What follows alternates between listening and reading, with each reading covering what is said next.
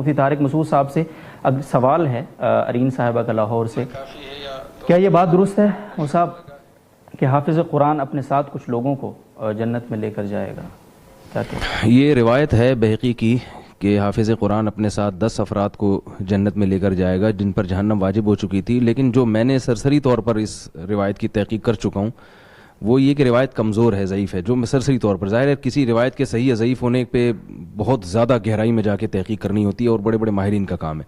سرسری طور پر جو مجھے تحقیق ملی ہے وہ اس کے بعض محدثین نے اس کو ضعیف قرار دیا ہے.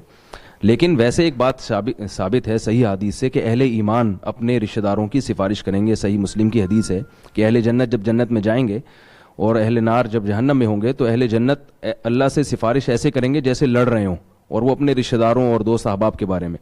اور ظاہر ہے اہل ایمان میں جو جتنا کامل درجے کا مومن ہوگا، جتنا اونچے طبقے والا ہوگا، اس کی سفارش بھی اتنی ہی زیادہ ہوگی. سب سے زیادہ سفارش کا حق نبی صلی اللہ علیہ وسلم کو ہے. شفاعت جو ہے سب سے زیادہ افراد کی شفاعت آپ صلی اللہ علیہ وسلم کریں گے. اس کے بعد شفاعت شہداء اور علماء، ان کا ایک کوٹا ہوگا باقاعدہ. تو جتنا اونچا مرتبہ ہوگا تو ظاہر ہے اس میں حافظ بھی آتا ہے، اس کا بھی ایک مقام عام طبقے سے اوپر ہے، اس نے پورے قرآن کو اپنے سینے میں حفظ کیا ہے.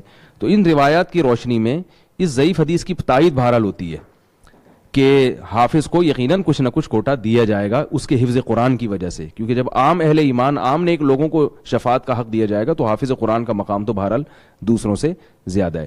اور اگر اس حدیث کا صحیح ہونا ثابت ہو جاتا ہے تو یہ بہت زبردست بات ہے. وہ ویسے بھی فضائل میں روایات میں اتنا زیادہ گہرائی میں نہیں گھسا جاتا، اس کی صحت اور ذوف میں ضعیف روایت کو بھی قبول کرنے کی گنجائش ہے اس معاملے میں. بہت شکریہ مصعب. اور کامل حسین صاحب کا اگلا سوال ہے، کیا رسول اللہ صلی اللہ علیہ وسلم روز قیامت شفاعت فرمائیں گے؟